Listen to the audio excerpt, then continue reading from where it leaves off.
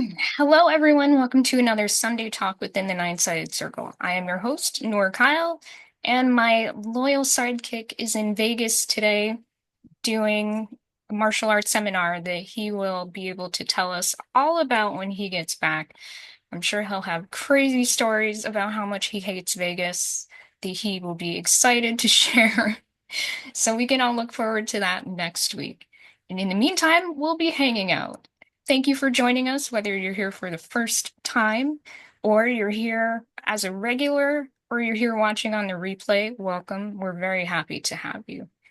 And of course, if you're watching on YouTube, do us the favor, if you would, of subscribing to our channel, liking this video if you enjoy it, sharing it with your favorite companions if they might enjoy this work, and commenting on this video, leaving your questions and your thoughts, answering other people's questions and thoughts. That helps us out a lot. And of course, as always, you can donate in support of our work using the links that are in the description. You can join our Facebook group, you can join our mailing list, and if you don't know, we do one-on-one sessions.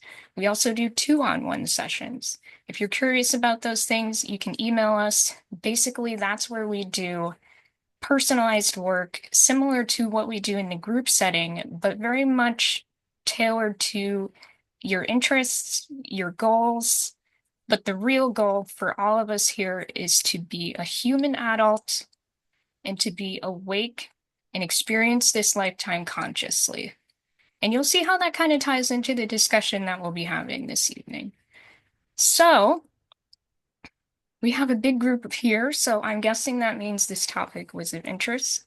That means a lot to me because this topic means a lot to me. We are going to be talking about the play within the work. Now, there's a lot about the work, quote unquote, that seems really serious and heavy-handed and feels kind of dour. And I know I'm not alone in thinking that because I remember thinking the same thing on this path when I first started. And when things get tough, I often think that just along the way in general.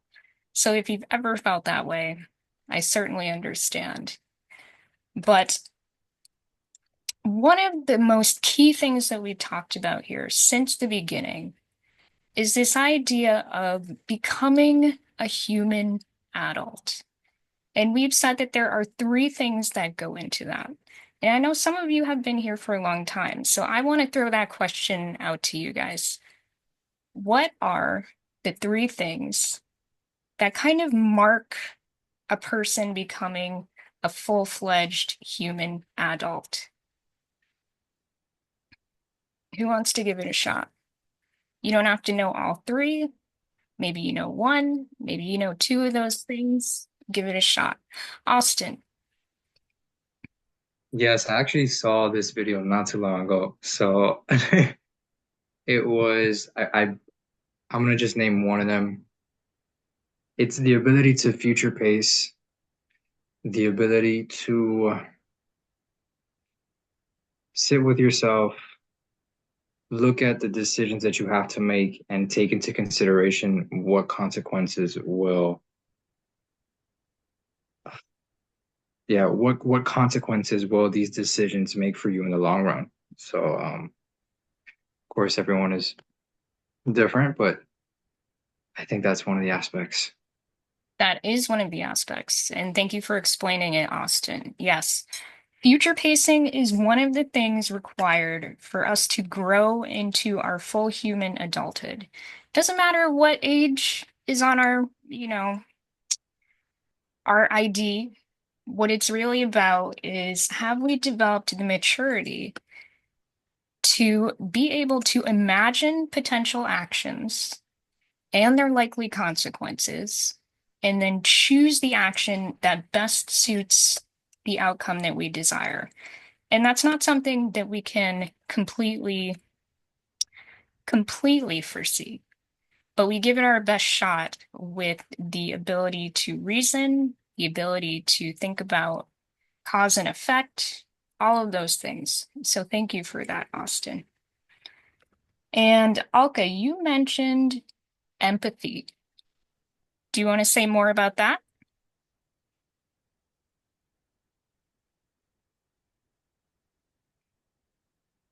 Is empathy is another important factor in what we talk about in terms of human adulthood. Does anyone else want to talk about what we talk about when we say empathy?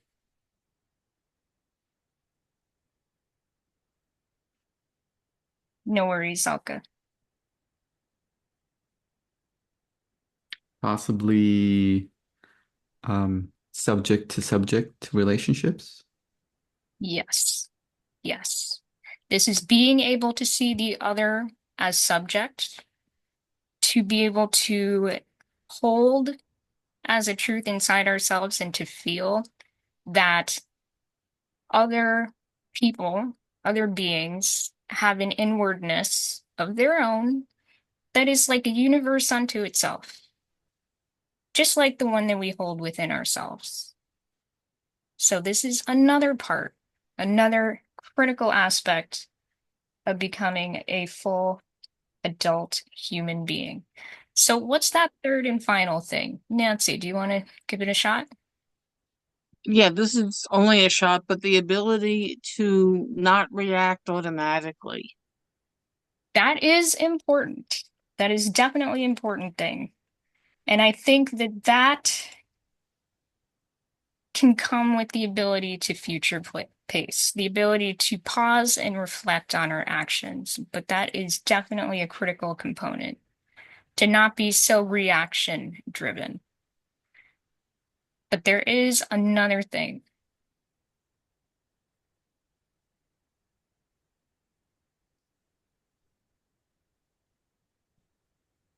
Yeah, I I don't remember coming across the term future pace before, but it certainly makes a whole lot of sense to me, and I certainly agree with empathy, and I don't really have anything to expand on with that.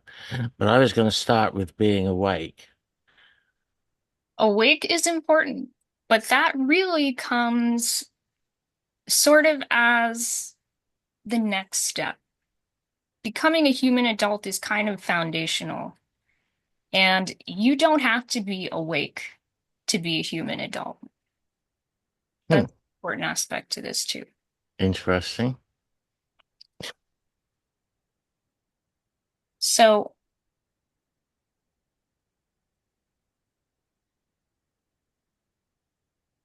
anyone else want to give it a try before I give it to you?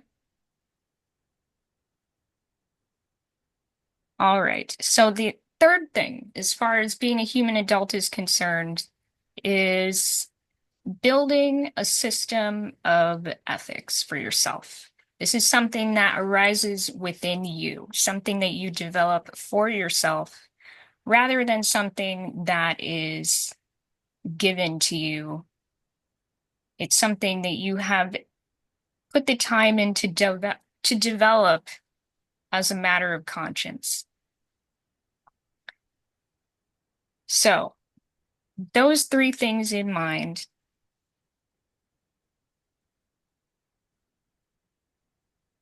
in my opinion, to be childish is to fall short on these three things, which we all do from time to time.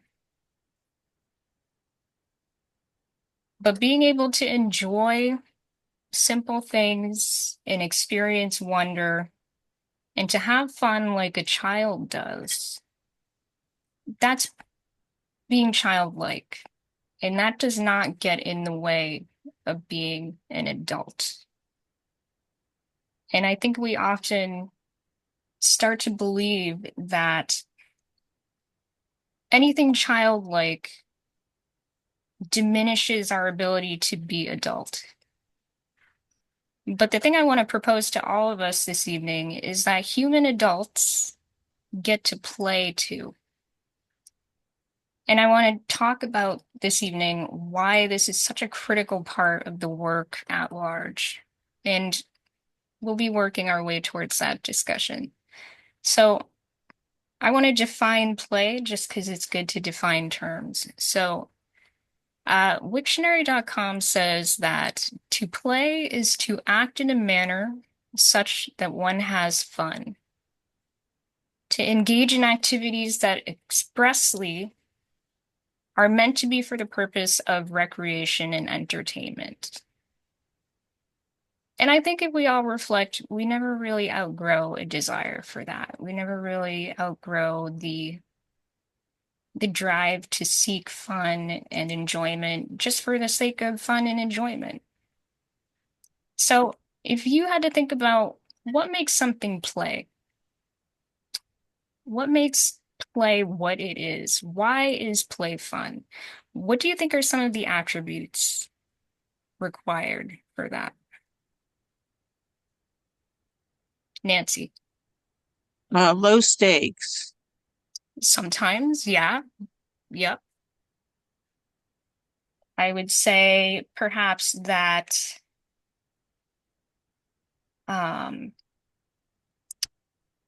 it's kind of like it's not goal oriented per se.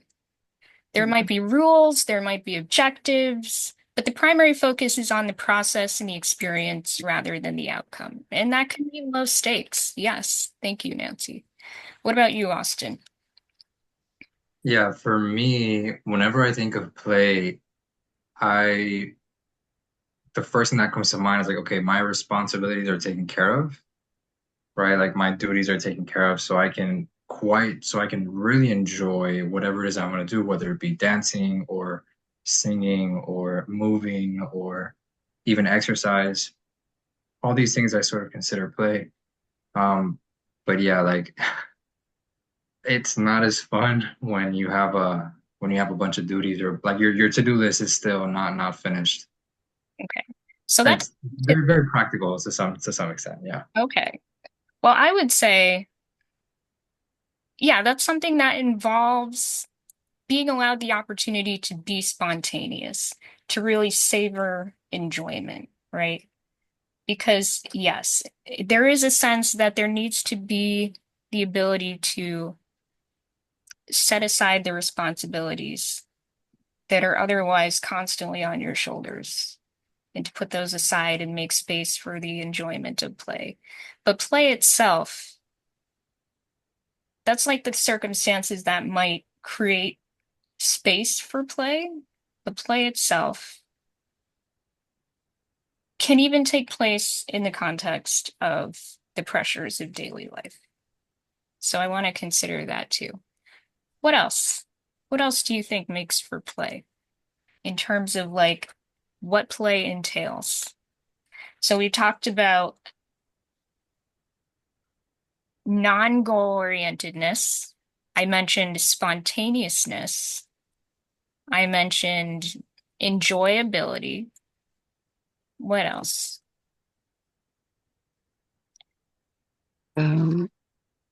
Sorry, I couldn't find reaction, so I am using speakerphone. I feel in order to have a good play, there has to be a little bit of truth and a little bit of fun. Uh, so if you are like comedy is fun only when there's a slight truth in it, right?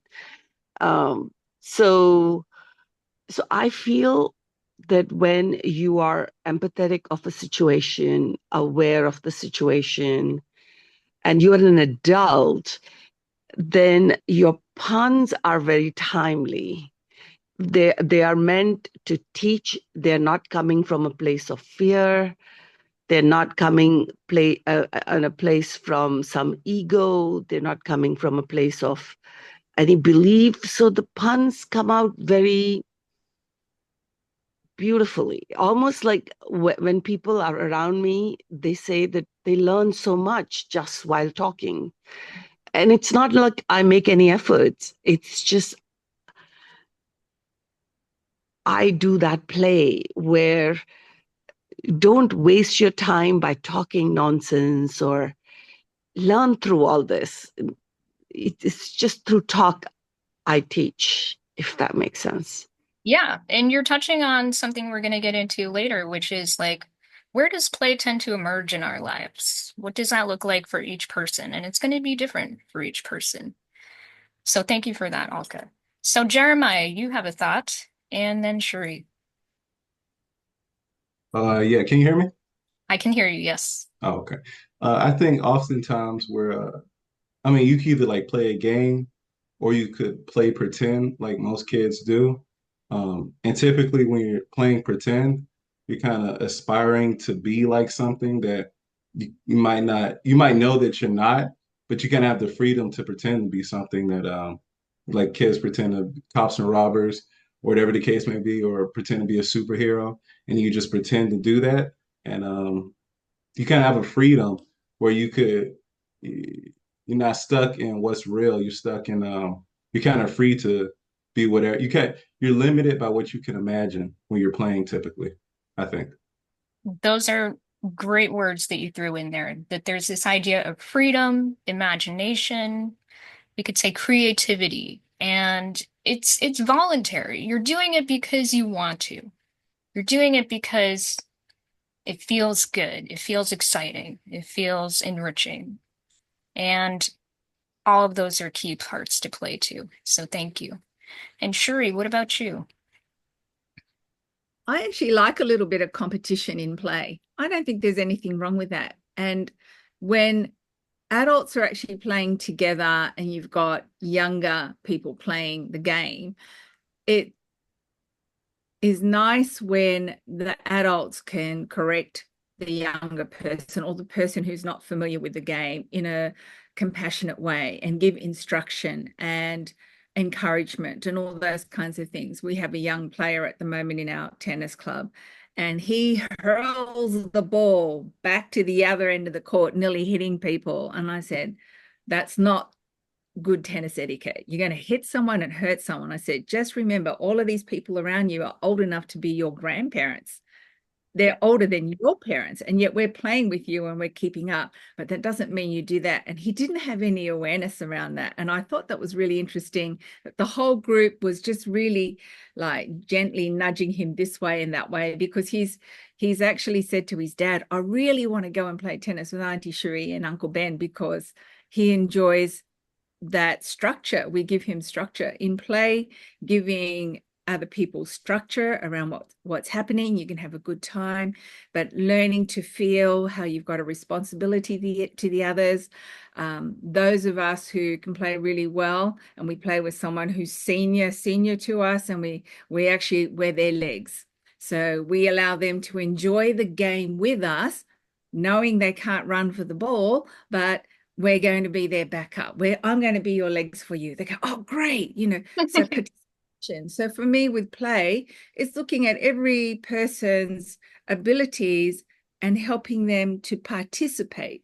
It's not competition to crush. It's competition to add that little edge of excitement, a little bit of skill playing. There's nothing wrong with that, so I like that back and forth. And, Adrian might be able to say that about music, because at school I used to play in a band, and you'd have a jam and it would be just so much back and forth and just fun, and you think we're just making noise, but it was good noise, and I really like that. It doesn't have to be a sport. So those type of things with play comes that awareness of when we were learning with our presence and being actively placing our attention not just on ourselves, but the whole group, and you can feel what is required. I think when you're really in the play, you're allowing somebody to come forward, have a little bit of a win, actually let them experience a loss, but it's not going to crush them. They're going to be okay. That participation of back and forth, that's the play. I think that makes perfect sense. And I love that you brought in the fact that friendly competition can be a really satisfying aspect of play. And you're not trying to like bully anyone into their loss or, make it difficult for people to participate fully. I think that's what makes the difference there. Osama.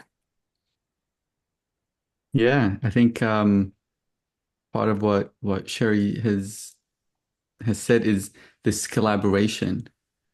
It's which is similar to playing music or having a some kind of a jam where there's a conversation that's happening, whether it's with people or whether it's solo.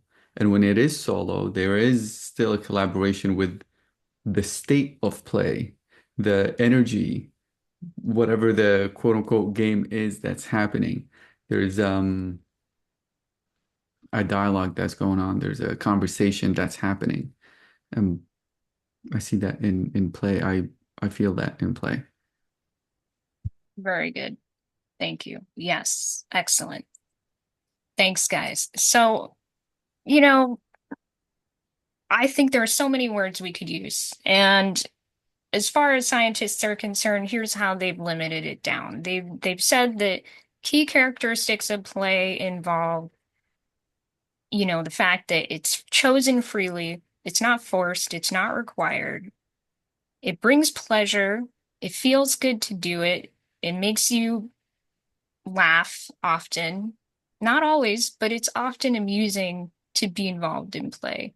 It's spontaneous, it involves a lot of improv improvisation and flexibility. There aren't always rules and objectives, but when they're there, they're kind of meant to just enhance the fun. And the primary focus is on just doing the thing, enjoying the thing, being in the moment, doing the thing. And it's creative. It stimulates our imagination. It allows us to have an outlet for our sense of self to come forth. And it may be alone, it may be with others, but either way, the idea is that it is fun. So, most of us think of having fun and playing as something we naturally and automatically do. But unfortunately, a lot of us have been socially conditioned out of playing as we grow up, which to me is heartbreaking. I find that my life is full of play and I almost can't help myself but be playful, sometimes even when it's not appropriate. And I really love that about myself. That's one of the things that I really cherish about how I move through the world. And, as we get socialized out of that, and as we realize that many of us have never had opportunities growing up to really lean into play, to be spontaneous. I think it's rarer for people to miss on that completely, but it does happen and it's a shame. But I think the thing to remember is that it's never too late to expand on the skill of playing, and the mindset of playfulness is something we can develop at any age or redevelop at any age or enhance at any age. So that's something to always keep in mind and don't get discouraged. So, what are some of the ways that, for those of you who find play easily, what are the things that you enjoy doing?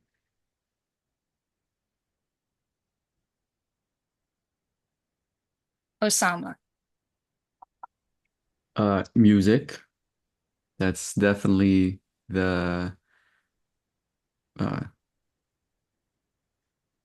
the path, if you will. The what I what I was thinking about when you were talking about play is that it's life itself can be viewed and experienced as play, especially consciously when we choose sorry about that. When we choose to um, play this game in this one player mode, It's like, okay, I'm gonna play it. And this having this not taking life too seriously. I have a serious obligation not to take life seriously, right? This and interacting with life in general in the form of play. Oh, and like, for example, from um, from the digital Durga call, right? Oh, I want to focus on gratitude. That is a form of play. The experimentation of it, to experiment with gratitude is a form of play. I'm gonna play with it. I'm gonna see what happens. I'm gonna put it out there, see what kind of response I get from the universe, from the game, and then adjust accordingly and keep playing. It's an improv. It's like playing, doing improv in music. I'm gonna play this chord. I'm gonna see this other player, what are they gonna play? I'm gonna respond. I'm gonna this call response that's happening.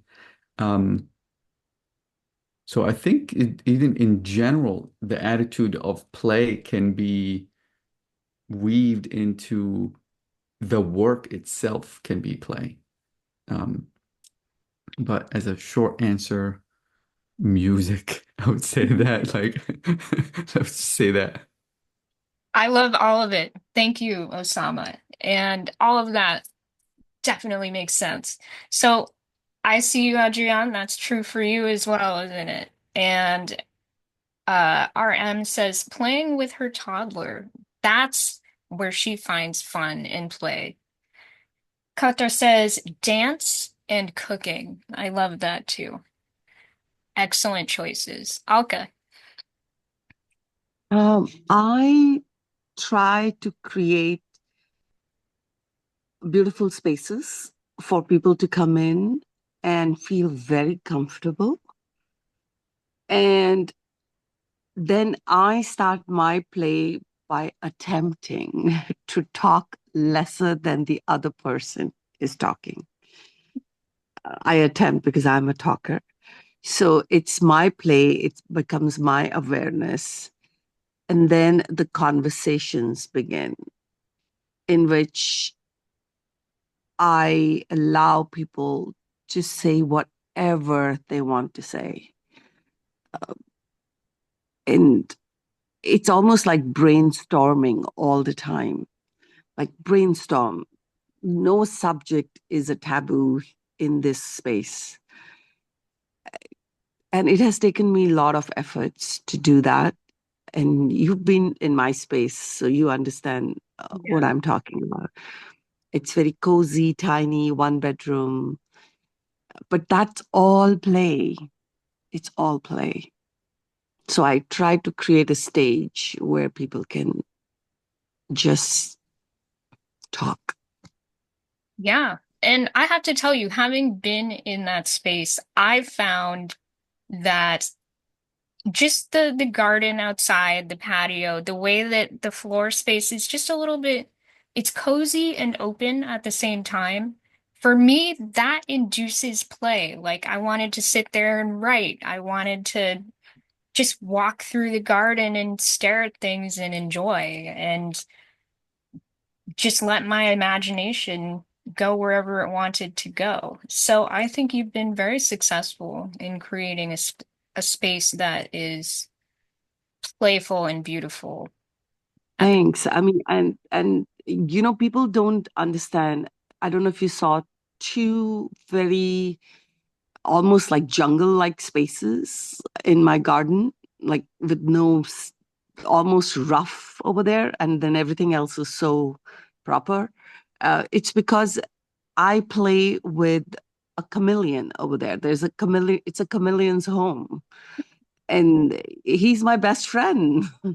And I'm a chameleon, an aware chameleon, but I'm a chameleon. So, yeah, I make spaces even for animals to play. Exactly. Yes. And the fact that you incorporate them into your playful experience, I think says it all. I love that too. Thank you, Alka. And Cherie, you were talking about sports and playing with a team. and challenging yourself and all of those things?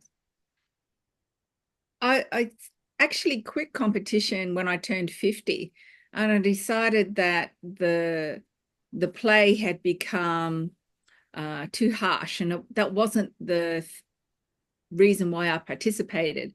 And now I'm 60, and I was only saying to my friends, I said, isn't this great that we are still playing together after more than 40 years, and we've followed each other around. We've got the same group on Sunday, and the people wax and wane, you know, as they come, but we have this core group, and it's that participation, the back and forth, and we're still competitive, and we make a joke, you know, that watch out for Cherie, she will volley the ball right at you, you know, and you kind of like getting scared too, because that it's just exciting, you know, and you actually like that feeling. So that is a big plaything for me. And the big plaything for me is my classes, because we're always looking for novel ways of doing things.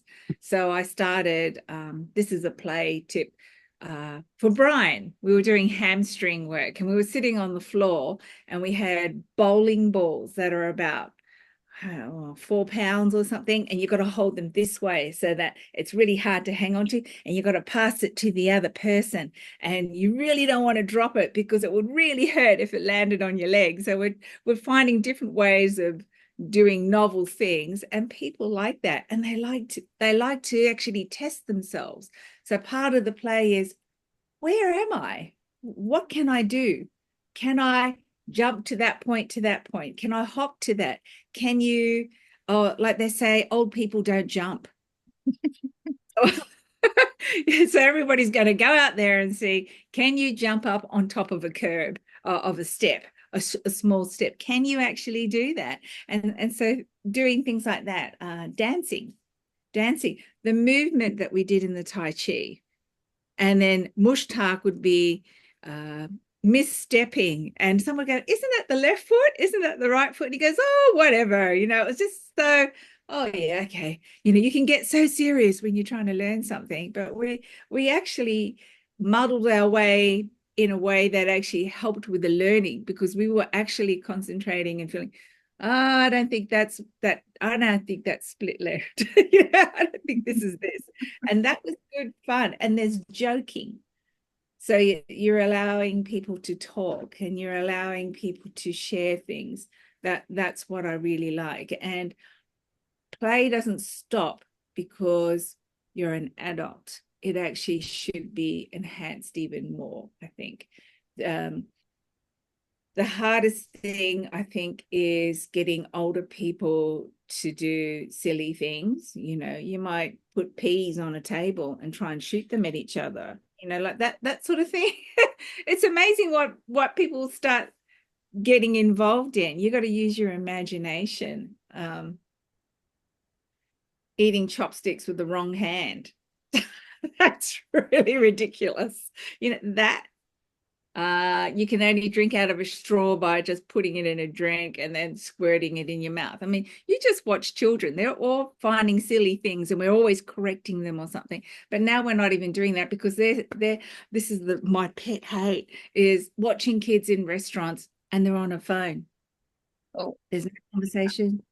The play of conversation is lost. The interaction, the doing things with food. So I think for us, we have to find a way of being responsible towards those around us, to inject some fun into their lives. The older people, especially, all of us are reaching that age where they just think, oh, that's you. I get that comment all the time. Oh, that's just you. I said, well, even if it is me, I want to be able to get to 80, 90 still playing tennis. I think that would be great. I don't want to be told, oh, I've got sore knees, sore this. I think, well, what are you going to do about it? What are you going to do about it? How are you going to participate? How are you going to inject something else? So we have a joke that one of the guys that's coming back, he likes to cook. I said, oh, it's creme brulee season. He's coming back. He always makes us creme brulee. So, you know, that could be another thing that could people get involved with. Do a cook up together. That's playful. And it doesn't mean that it's going to come out exactly like the picture, because some people go, oh, that's not quite right. You know, I made the ugliest chocolate cake once, but that, you know, that's fun. Allowing people to make mistakes. That's what play should allow. There's such a fear around, I'm not as good as you. So, Yep, definitely. Yeah, perfectionism, it's out. It's gone. Kick it to the corner because you got to let that go. That's part of the fun, is seeing what comes out of not getting stuck on perfection. So, thank you, Sheree. All excellent stuff. So, Alka, real quick, and then Austin, and yeah, I still want to hear from a few other people about what they find fun. I want you to get really like silly. Doesn't have to be anything super big or powerful. Austin, Sorry, I think I didn't put my hand down. Sorry. I don't have anything to say. no worries. Thanks. Yes, Austin. I think intuitively we all know how to play. We've kind of just maybe lost that part of us that's just very playful, or the circumstance needs to be created so that could happen. I'm recalling two experiences. Like one of the people that I work with, everyone sees him very seriously, and then we were on this boat ride doing a bioluminescent tour, and they're playing like Spanish reggaeton. So if you know what reggaeton is, like that's like very like rhythmic Spanish music. Is very fun, and he starts dancing. And I remember looking at his wife, and I was like, he's a child. He's like, yeah, I haven't seen the side of him for a long time. And I think that experience to me was really eye-opening. I was like, man, like we can play even though we're on a business trip. And the second thing that comes to mind is like some of the greatest teachers are very playful, right? I know um I really captured this when Mushtaq said he was like I'm gonna paraphrase here, and if I butcher this, please, I'm sorry. I think he said don't be any more serious than I am in some aspect of like the work. He's like, don't take this more serious than I take the work seriously. And I think I remember one of the first calls I was on here, we were talking about these different eyes that we had, or just different parts of ourselves that are very mechanical. And I remember specifically talking about one of my parts that was very critical that I'm not doing something correctly, very critical that I wasn't awake in some aspect or some experience. And I remember how ridiculous that sounded. Even just coming out of my mouth, I was like, man, it doesn't have to be so serious all the time. And one particular person that comes to mind is Ramdas. He's such a playful, like so playful, so joyful, so peaceful, and yet what he talks about has so much depth. And you know it because it's like emanating from him that he's worked on himself continuously, but he's found the playful aspect and he's found the way to convey it so that it sounds enjoyable, so that it sounds like a journey, so that it sounds almost like a psychedelic experience. I don't know if anybody's tried mushrooms or tried entheogens. It is a roller coaster, and there's moments where you're crying your eyes out because you're looking at things and you're processing things, and there's moments where you're looking at the sunset or you're looking at the moon and you're just galvanized by its beauty. And all of that is intertwined within this one experience. And so there's joyfulness and playfulness even in that, even something so powerful and difficult like that experience. So this conversation is almost like igniting something in me, or causing me to be more aware about play and what it really looks like, and have I been taking play and suppressing it, or have I been looking at things from the lens of, oh, I need to do this, I need to do this work, I need to be this way, and I need to be calm and tranquil all the time. And it's kind of silly when I look at it. And so yeah, again, right, I think intuitively we all know how to play. It's just a matter of can we see it? Right. If that's what you take away from this evening, then I will feel like it's a success, Austin. That's great because the important thing for me is that even if it just gives you a moment to pause to think, huh, where is play for me? And maybe I can uncover more of it. That would make me happy to see. And I think it would do you some good. Nancy. I can have fun online, and some of it is finding the perfect thing that fits in some unlikely group, Mhm. and kind of figuring out what I can get away with.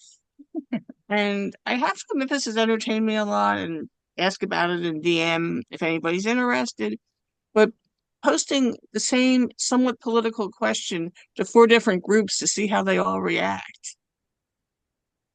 I think that's And also, excuse me? I think that's a valid way of having fun, just having that curiosity take you wherever it might lead. And it's almost like a puzzle, isn't it? Yeah, and sometimes the results are surprising. Mhm. Also with cooking, it's like, what might be interesting with what? Some unheard of combination. It's usually food, sometimes a bit better than that. Yep, there you go. Yeah, a couple of people have mentioned food, which shows that that could be an avenue for many people to find fun and enjoyment. Thanks, Nancy. Okay. So who haven't I heard from? Brian, what do you find fun? I got to give a shout out to my dog, Rocky, who basically can play on demand anytime. Like even he just heard his name and he's coming. He wants to do something fun. So Rocky, and like he can at any time take a toy or a ball and have as much fun with it as anybody. So uh, and when you said how play is amusing, just watching him play is amusing. And so, see, here he is. It's um, like he wants to play right now because he hears his name, he gets attention, and it's like sometimes I think that humans, if they had the same perspective on play as the dogs do, you just by watching them, it's like a lesson in play. Um, so that's that. Uh, and then another thing, touching on the instruments, it's playing instruments and just to pick it up and just play around with it. You still learn things. And when you said that it's the non-goal orientedness, epic Noorism, if we went into uh, music with that perspective, I think we could have a lot more fun with it. But since people are worried about a lot of times having to, you know, be good at it, they don't even really try or play with it. So that's about it. Yes, absolutely. There's a sense of, again, perfectionism. Oh, I need to be good at the thing in order to do it. Can you do it and have fun? You don't have to be the cool guy all the time. Sometimes the most fun is giving up needing to be the cool guy. And I love that you mentioned your dog. And Nancy mentions, batting with the cat. And she says it's supposed to be a bad influence, but he doesn't hurt. He doesn't hurt me, and we both enjoy it. Quality time. Yes, that's great. Um, who else haven't we heard from? How about you, Whitney? What do you like to do for fun? What gives you joy?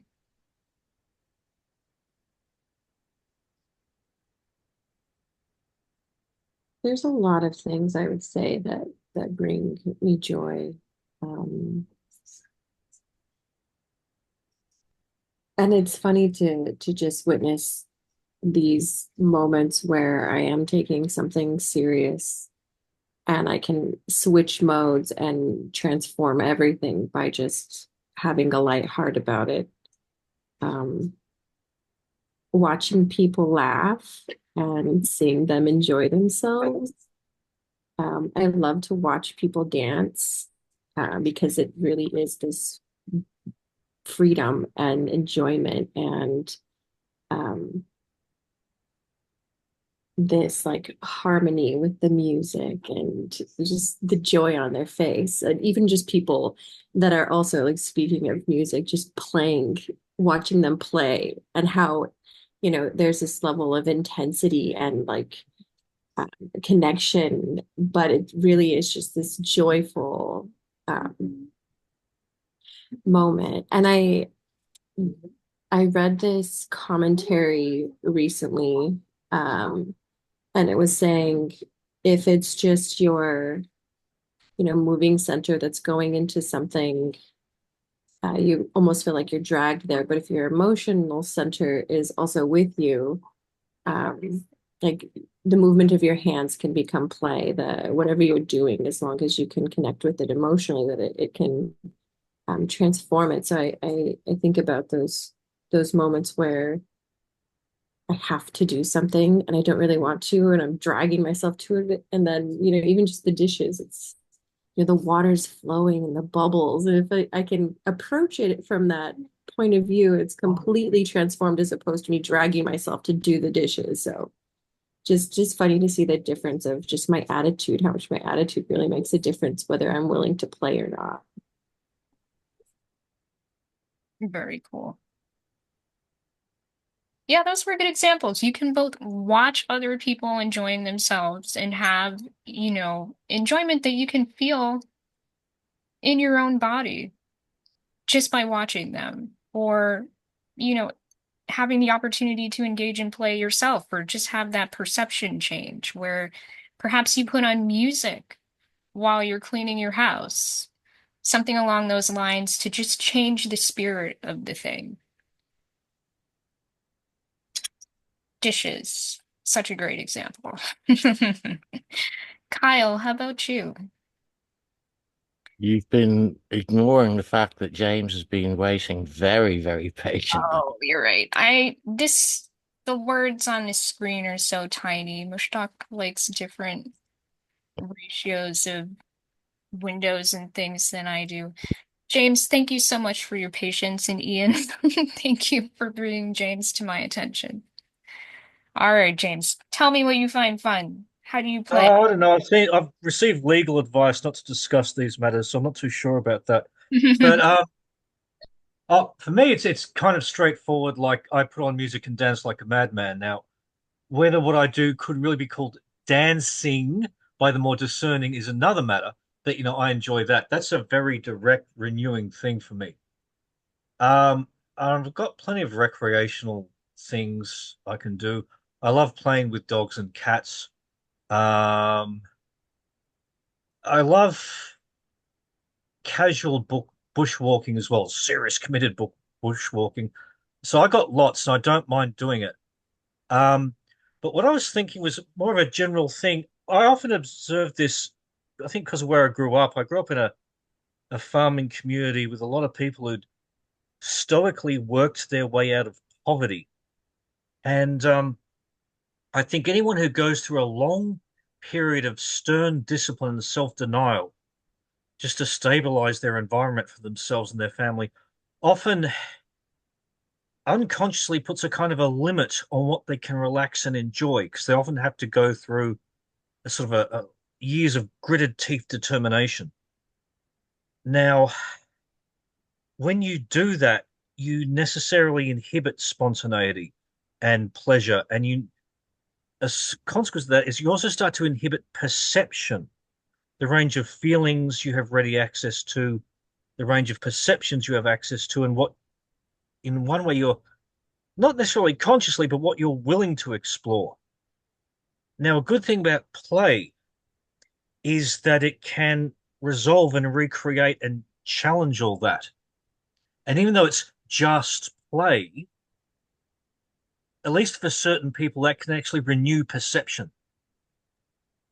It can, or at least bring to the surface inhibitions or controls that are now outdated and no longer relevant. That's just the idea that's been kicking around in my head. So play isn't just a sort of time off from the work. It actually contributes to the work by potentially renewing and refreshing perception and making our boundaries wider or more flexible. That's my only point. That's all I want to say. Well, I think that's Think of it. fabulous because ultimately that's what it comes down to for me is yeah, play has all these great like physiological, emotional, mental benefits, and I have a whole list of those and I can share them with you. Things like, improve physical health and increased energy levels and cognitive stimulation, reduce cognitive decline, stress reduction, mood enhancement, improved social skills. All of that is well and good. Great, fabulous. You can do the research on those things. All of them are well represented there. And in terms of the work, it really is like, even without intending to learn, even without intending to build the skills that allow us to be empathetic and forward thinking and to develop a sense of what our values are. We do these things just kind of by accident when we give ourselves the opportunity to engage in real, heartfelt play, genuine play that comes from a place of enjoyment and spontaneity and connection, either with others or with ourselves or both. All of those things emerge when we give ourselves the opportunity to play. So you spoke to that, James. So thank you. All right. Yes. Austin, I see you unmuted. Do you have a thought? I wanted to ask you, how do you incorporate play? What does play look like for you? And For me how do personally, you? I really, I have like a fascination with period dress. So like 16th, 17th century. I don't actually participate in it because I don't have the means, but one thing that I find really fun is to imagine that. Like I play Baroque music and I mess with my makeup and my hair and go through my wardrobe and think, what new outfits could I make with this? Or I do window shopping online for things that I can't afford, but that I am intrigued by. Um, I find that fun. I play video games. I have fun, like doing things that allow me to, again, be childlike without being childish. So, Bushtalk and I, as I described to someone else, we use a lot of nonverbal communication. So we use like gestures and like weird animal sounds and silly things like that to just kind of convey our emotional state or get each other's attention and things like that. And that's a way for us to be connected and to have fun at the same time. So those are just a few examples from me. I also like to write. I find that fun. Um, I like to talk to friends and get the latest gossip from their lives and, make jokes about those things. Those are things that I find fun.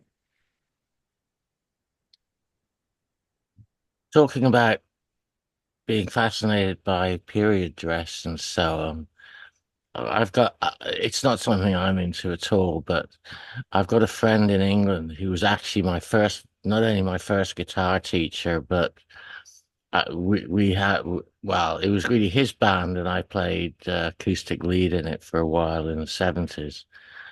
But he's got a group called Ostentation, and they're very much into Jane Austen, and they dress in period dress and go to Jane Austen themed events and all that kind of thing. And he seems to have a great deal of fun doing it. Yeah, a lot of people love that. A lot of people invest a lot in doing that kind of thing, and I can't blame them. It does look like a lot of fun. What do you like to do for fun, Ian? That's an interesting question. I'm really kind of a hermit. Have fun. um, but I was thinking, it's like I spend the majority of my day watching the markets, and I know Sherry's gonna laugh at this. Um, but about 6 months ago, I started working on a totally different way of approaching what I do, going back to a more long-term investing, portfolio-driven approach instead of being focused on options. And I was thinking that, in a sense, one of the reasons, I mean, while the ultimate motivation is that I want to, and in some respect need to, but not necessarily make more money, um, I do actually enjoy competing against the market. Um, I do a lot of technical analysis, and in some respects, it's almost more fun than work. Um, because if it stopped being interesting, I would probably just find a way to stop doing it. Yeah. And then in the evenings, I'm really a fan of TV dramas, quite a wide variety. And during the week, I really only get a couple of hours a night on that. I do watch a lot of news.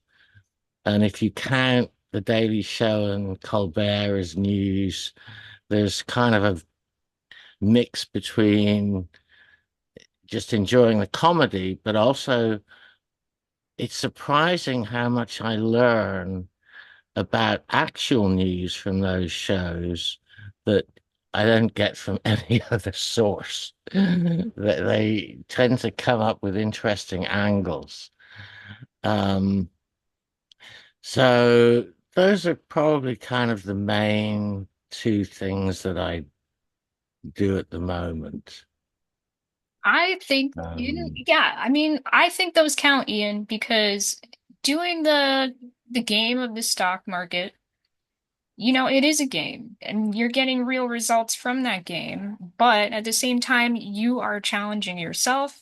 You're seeing, how can you play the game in a way that feels enriching to you? And it's, yeah, and it's particularly fun when I manage to do something really good. And for example, back on August the 5th, there was a big crash because of what's known as the yen carry trade, and the yen uh, Japanese interest rates started to go up. And the yen carry trade is that people borrow money in yen because it's very, very cheap, and then they leverage it and put it into US stocks. Well, when the Japanese interest rate goes up, the yen goes up and the carry trade goes against them in a hurry. So Japan's equities dropped 12% in a day. And the US markets didn't drop as much, but it was still pretty horrible for most people. But I had got some more into cash on the previous Monday because that had been not so good in the US markets. So on August the 5th, I was buying. I had a lot of cash available and I was able to put it, I was buying all day. And then the next day, everything bounced. And I've made a fair bit of money as a result of that particular move. And that was really fun.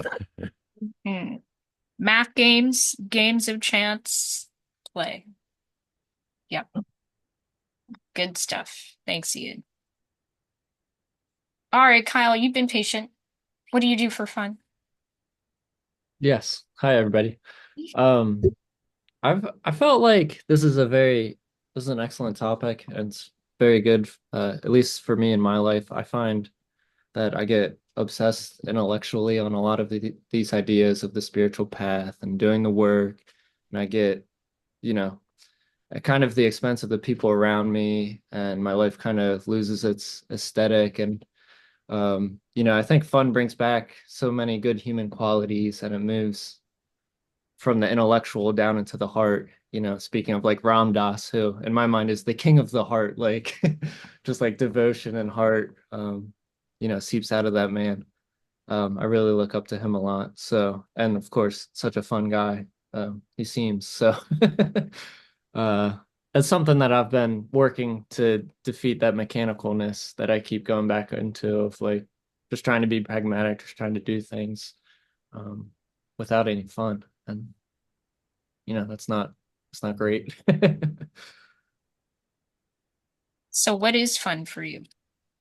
Lately, I've been playing with my 10-month-old daughter a lot, and it's like a chance to unplug and we just play with toys or whatever's right in front of us and some really special moments. That's awesome. Yeah. And special. Yeah. Thank you so much for sharing, Kyle. Okay, so we have begun to touch on, some of the ways that childlike fun helps us become and stay awake. But if we were to verbalize those, what do you guys think are one of the, some of those core things that play brings forth for us that can support us in being awake?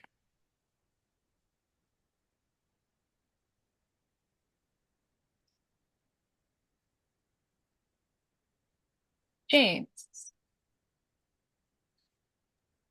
In terms of supporting us in being awake, apart from generally revitalizing the senses, the sense of physical vitality, uh, positive anticipation, all those good things, which contribute to a quality of awareness. In play, I think we often can discover, I don't know, we've got essence qualities. If play is exploratory and sort of unbounded, it can be a key to self-knowledge. It's not a guarantee.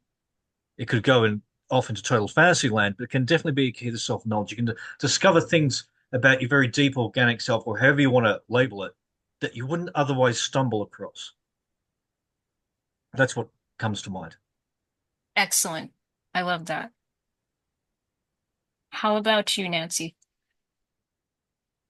I think this overlaps what James was saying, but um, play requires being in contact with the current moment.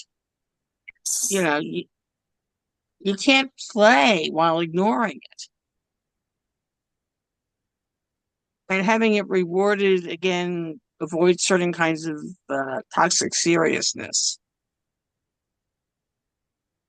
Yes, it brings you to the here and now, especially if it's the kind of fun that you're really fully engaged in. And it's really satisfying when we get to do that. Sometimes it allows us to enter, as someone said earlier, a state of flow. So Thank you for that, Nancy. Sheree, how about you? It just occurred to me about when we're talking about work, we can get very serious. And sometimes when I have to do big work, like help my mum move house or something like that, and you think, oh, or you have to clean up a certain big mess, the only way you can get through that is to change your attitude. And if you change your attitude to play, the opposite of work, then you can get through a lot of things and be in a good spirit about it. So everything that we approach that's daunting, if we notice what attitude we're coming to that, to be able to change it to a more playful attitude will help us get through the task. Absolutely. Yes. Ian, did you have a thought? Are you unmuted, like officially unmuted? No, but I have been thinking that there's two other things I did want to bring up. Yeah. The first is that, um, for example, one of the things I watch periodically is documentaries about animals and such. And one of the things that has struck me about that is that when when animals play, uh, young animals, a lot of it is learning the the skills that they need when they get older. And I think that's very true of a lot of children's play when they're imagining being something that obviously they're not. And the second thing, which relates back to something that I think was it Jeremiah, Mm. who I know it began with a J, but my memory for things is always a bit funky. But he talked about imagination. And recently I watched a couple of documentaries about John Lennon. One was an amazing documentary about a festival in Toronto, which ended up being the first performance of the Plastic Ono band, which really literally came together the last couple of days before that was happening, and it included Eric Clapton, and it was it was a it was just an amazing thing to watch. And then the next week they had a documentary about the making of Imagine, and that was also remarkably interesting because the song Imagine is one I have very mixed feelings about. And the reason for that is at one level, and the reason why people seem to love it is because it's such a wonderful thing to imagine all the people, blah blah blah blah blah. But on the other hand, I'm a systems thinker, and I know that it's not going to be as simple as that. um but it was very interesting to learn about the evolution of that song, and in particular Yoko's part in it, because it turns out that one of her big things was imagination, going back, to her childhood and throughout her artistic career. And a lot of it obviously rubbed off on John. And there was a quote at the end of the documentary, which was Yoko saying, in some ways, it seems like the whole reason for her and John getting together was to produce that song. And I found that to be something just I keep on thinking about, that it's given me a different perspective on the whole idea of imagination and perhaps its role. And perhaps even this comes back to what did you call it? Future casting? Future pacing. Future pacing. I mean, you can't future pace without imagining You can't. futures. Absolutely So right about that. Yes. So that's it. Definitely, definitely useful food for thought. So thank you for that, Ian. Yeah. Without having a vivid imagination, it is extremely hard for us to do future pacing. So we have so many reasons why play serves it serves us in so many ways that don't just get relegated to the practical or the impractical. It really encompasses both. And we learn so many skills through play that otherwise we might be afraid to learn or resistant to learning. Yeah, and there's one other thing that I wanted to say, but I wasn't able to connect all the bits until just now because it really comes back to imagination, but it comes also back to empathy. Because one of the things I started consciously doing 17 or 18 years ago was actively working on putting myself, trying to imagine myself in the place of other people. For example, suppose I was a child born in Syria. I obviously wouldn't have the kind of life I do now. Um, and it's not something I do all that often, but I do it regularly, just when it comes up. And to me, it's a great practice for developing empathy on a much larger scale than just with the people around you in terms of, I mean, for many, many decades, I've really thought of myself as a citizen of the world rather than of a particular country. It's not to say that I don't have emotional feelings about, the background I grew up in, but in order to develop an empathy that can go much further with all of humanity, imagining yourself as if you were put in the circumstances of somebody else, I think is a way of helping to grow empathy. And I found that to be very helpful. Agreed. I think it's one of the most powerful ways, aside from, we won't get to meet everybody in the world and to hear from them about their circumstances directly. But being able to do that, imagining what it's like to be in their position, to have gone through their life experiences as far as we can read about them or hear about them on the news or anything like that.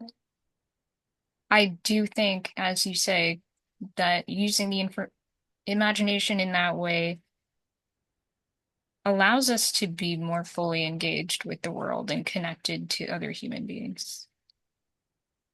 Yeah. Thanks, Ian. So certainly, absolutely, that's critical component to being awake in this lifetime and being fully engaged in this lifetime. All right. So, I just want to touch briefly on some other ways that childlike fun can help us, you know, grow into being awake, being able to access that part of ourselves. And we've had mention of being able to be in the present moment, being fully immersed in this moment, openness and curiosity, emotional expression, having a safe way to express things that we might not otherwise feel comfortable expressing within the context of play. And then we can be more aware of those feelings and less controlled by them, perhaps less, afraid of them. And we talked about spontaneity and freedom and being able to just shake off rigid rules and expectations within the concept, within the framework of play. And that helps us break free from our mechanicalness. It helps us challenge our habitual responses and just test out different ways of being and doing that we might not otherwise try on. And joy and wonder, we don't want to forget those things. I think those are the things that often tend to get left behind as we grow up. And when it seems like nothing is new anymore, there is always something new. Sometimes it just takes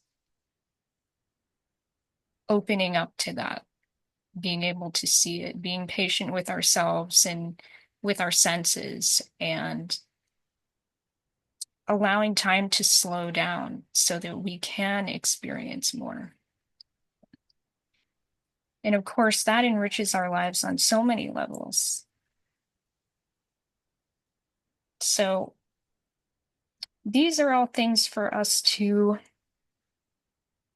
investigate as we go forward. If you're not someone who brings a lot of play into your day-to-day, start thinking about where play might be less obvious. And we talked about that with Ian, which is excellent. Sometimes it really is about, seeing games where otherwise it appears there are none, and not taking ourselves quite so seriously, even as we put in the serious time. And if you had to help someone figure out how to bring more play into their lives, what are some things you might suggest to them? What are some tips you might offer them? What do you guys think?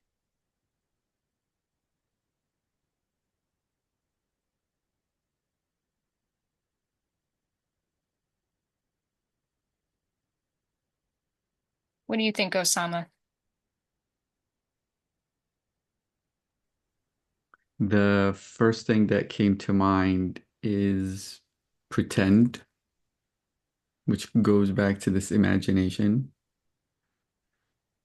Like just pretend something new, create a whole new scenario, and play with that, act it out.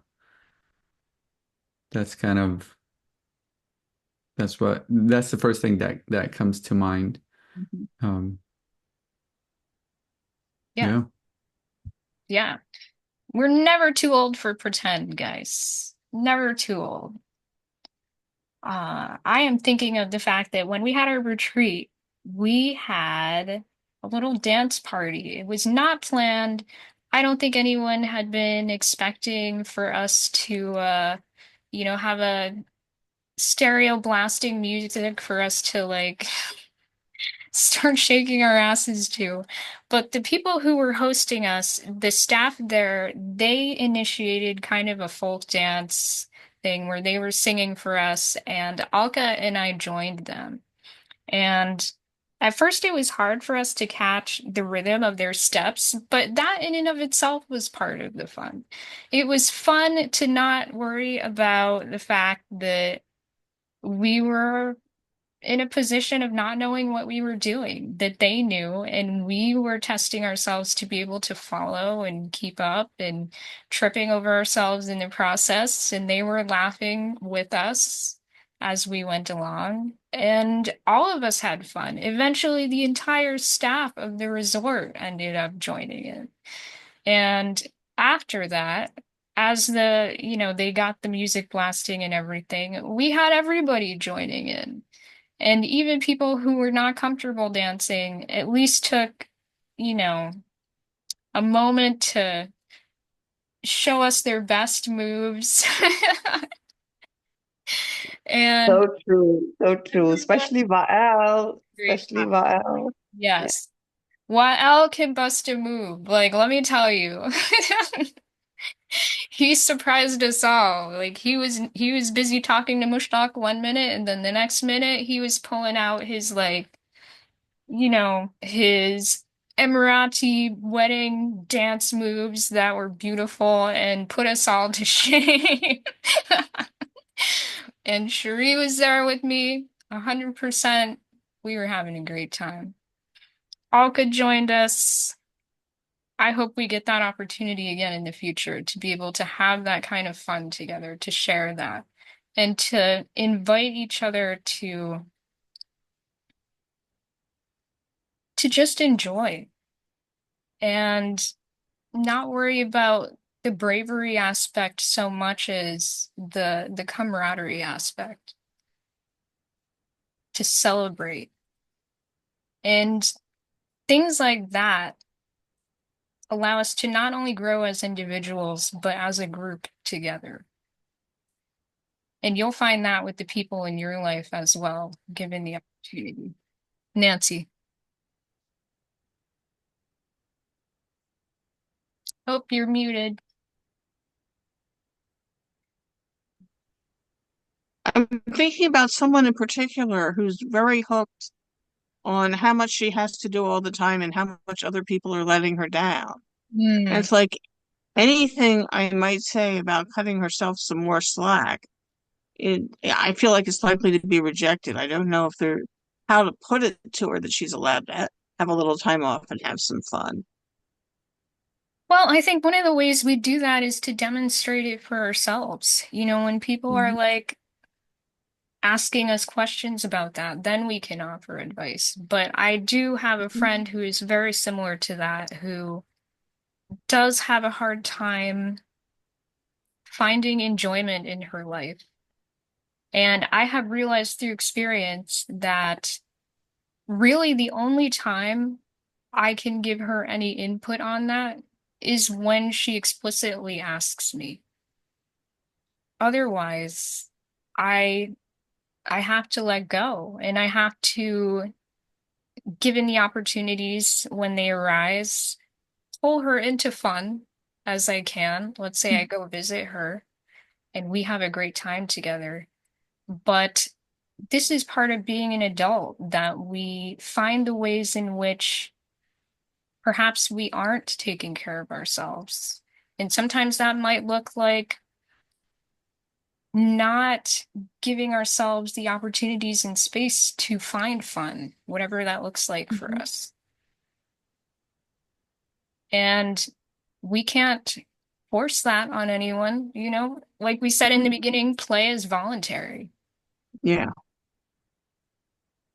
So I am sorry to hear about your friend, and I really hope that at some point she might find herself open enough to give herself that slack that she needs.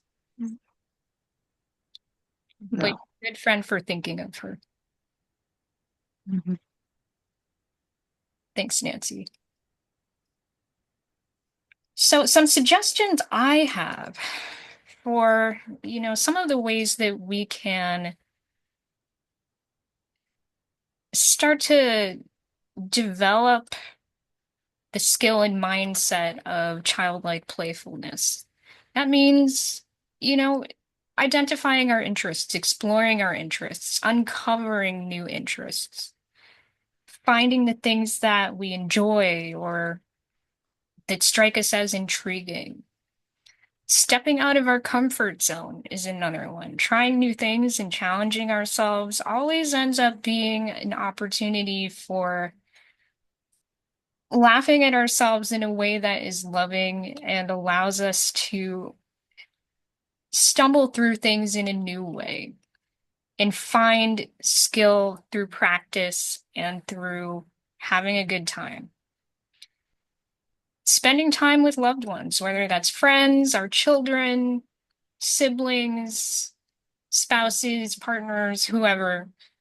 When we allow ourselves to spend time with loved ones in a way that is enriching and fun and opens us up to laughter, that can be really meaningful as well. Sometimes people teach us how to play. Sometimes we need that. And practicing mindfulness is another way. Being present in the moment helps us appreciate the simple things that can give us joy in any given moment. And letting go of perfectionism, which seems to be a common theme for many of us. I think a lot of us are drawn to this work because we have a desire to work on ourselves and to improve and to grow and all of those things. But we can't do any of those things unless we kind of release our grasp on our need to avoid mistakes and to avoid looking silly. Because actually, silliness is pretty excellent. And we need more of it. We need so much more of it, especially in a world that gives us so many reasons to feel heavy and conflicted, and the struggle can be real, but silliness is always available to us to lighten that load. And we need to find balance. We need to find the way to prioritize playfulness. And that's going to look different for everyone. So you'll know better for yourself what it is that you need to do in order to invite and allow more playfulness into your life. So if I give you any homework this week, it's going to be to figure out what that is and to explore the things that make it easy for you to open up to playfulness. Maybe it's being with certain people who just, they've got all the jokes and they're hilarious and they make you feel really good when you're around them. Maybe it's a TV show that puts you in a state where you just, once you're done watching it, there's something really satisfying about it and you feel good after. Like, that was, that uplifted me. Maybe it's memes on Instagram or Facebook and you start collecting them to have around when you need them to cheer you up. It could be anything like that. A game that you enjoy playing, any of those things. A sport that you do every week that you can look forward to. You're going to see people there who make your week when you see them. And you're going to succeed at hitting that ball just the right way. And you get to be satisfied by your success. Any of those things. So, thank you so much, everyone. Does anyone have any last thoughts they want to share before we wrap up? No? All right. So I will bring us to Brady Bunch mode.